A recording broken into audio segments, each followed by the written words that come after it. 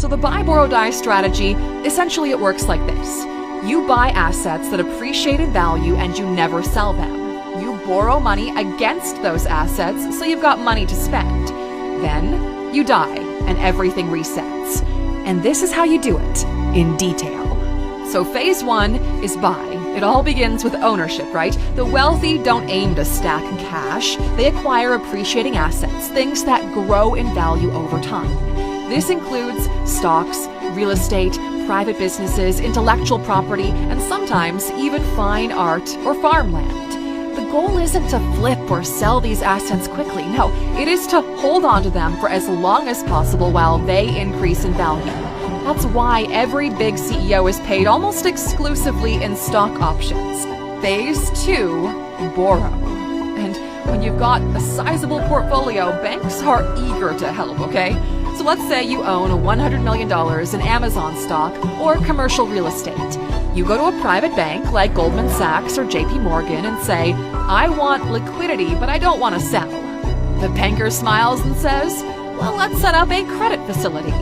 They'll evaluate your holdings and offer you a line of credit based on a loan-to-value ratio, typically 50% for stocks, 60 to 70% for real estate, and potentially higher for more stable holdings. So if you've got $100 million in real estate, the bank might give you $60 to $70 million as a low-interest loan, secured by your assets, no capital gains tax, no selling required.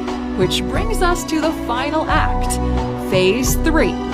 Die. Because eventually, you will die, and the last phase is triggered. So here's where the step up in basis comes in. So imagine Grandpa bought $1 million worth of Apple stock back in the 1990s. Over 30 years, that stock grows to be worth $10 million.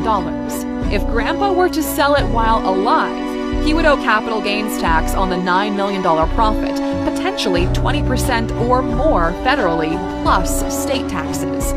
That's at least $1.8 million lost to taxes. But Grandpa doesn't sell. Instead, he holds onto those shares until the end of his life.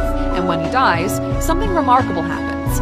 Under the current U.S. tax law, the cost basis of those shares resets to their market value on the day of death. So instead of inheriting shares with a $1 million basis and $9 million in taxable gains, you now inherit them with a $10 million basis.